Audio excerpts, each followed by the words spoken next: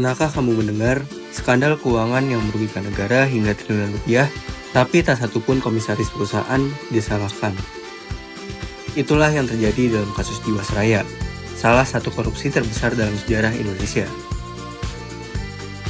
Hari ini, kita akan membahas apa sebenarnya tugas Dewan Komisaris, mengapa mereka gagal dalam kasus Jiwasraya, dan pelajaran penting yang bisa kita ambil untuk masa depan. Dalam sebuah perseroan terbatas, ada dua organ utama yang menjalankan roda perusahaan, direksi dan Dewan Komisaris. Jika direksi bertugas mengelola perusahaan secara operasional, maka Dewan Komisaris adalah pengawas sekaligus penasihat bagi direksi. Menurut Undang-Undang Nomor 40 Tahun 2007, Pasal 108, Dewan Komisaris memiliki 4 fungsi penting. Yang pertama, fungsi pengawasan terhadap jalannya pengurusan perusahaan. Yang kedua, fungsi pemberian nasihat kepada direksi. Yang ketiga, fungsi pemberi persetujuan dalam tindakan hukum tertentu. Dan yang terakhir, fungsi pengurusan perseroan dalam keadaan darurat ketika direksi tidak bisa menjalankan tugas. UU juga mengenal istilah komisaris independen, yaitu pihak yang tidak memiliki afiliasi dengan pemegang saham utama atau manajemen. Tujuannya agar pengawasan bisa dilakukan secara objektif dan profesional. Namun, penting untuk diingat, menjadi Dewan Komisaris bukan hanya soal jabatan, tapi juga soal tanggung jawab hukum. Jika terbukti lalai, komisaris dapat digugat oleh pemegang saham, dimintai ganti rugi, bahkan ikut bertanggung jawab atas kepahilitan perusahaan. Semua tanggung jawab itu terdengar tegas di atas kertas. Namun, bagaimana jika dalam kenyataannya, pengawasan yang seharusnya dijalankan itu justru diabaikan? Mari kita lihat bagaimana hal ini benar-benar terjadi dalam skandal besar Jiwasraya.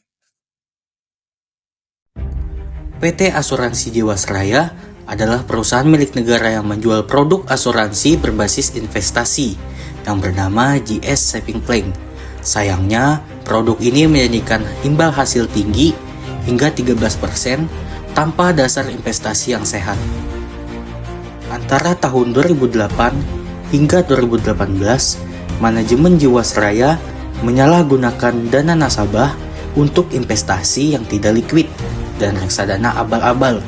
Akibatnya, negara mengalami kerugian sebesar 16,8 triliun rupiah. Direksi dan rekan bisnisnya dihukum berat akan hal tersebut. Tapi, ada satu hal yang mengganjal. Selama 2 periode pengurusan, tidak ada tindakan kritis dari Dewan Komisaris.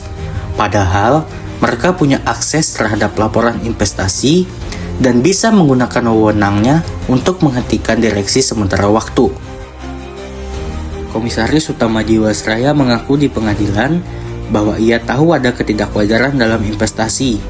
Tapi, ia memilih diam karena merasa tidak diberi akses informasi oleh direksi. Ini adalah contoh nyata kegagalan pengawasan yang pasif, tidak tegas, dan tidak menggunakan hak-hak hukum yang tersedia. Kasus Jiwasraya adalah bentuk nyata dari kelalaian Dewan Komisaris. Seandainya Dewan Komisaris menjalankan fungsinya sesuai undang-undang dan prinsip tata kelola yang baik, ini yang seharusnya mereka lakukan. Yang pertama, mereka seharusnya bersikap kritis terhadap laporan keuangan dan investasi, lalu menuntut keterbukaan informasi dari direksi, dilanjutkan dengan melaporkan indikasi pelanggaran kepada OJK dan Kementerian BUMN, lalu menggunakan pasal 106 UU Perseroan Terbatas untuk menghentikan direksi sementara jika membahayakan perusahaan. Dan yang terakhir, menyusun laporan pengawasan yang jujur dan transparan. Fungsi pengawasan bukan hanya untuk formalitas. Ia adalah pagar penting agar perusahaan tetap sehat, transparan, dan bebas dari korupsi. Skandal Jiwasraya bukan hanya kisah tentang direksi yang serakah. Ini juga kisah tentang Dewan Komisaris yang gagal menjalankan tugas. Pengawasan yang pasif bisa sama berbahayanya dengan kejahatan yang aktif.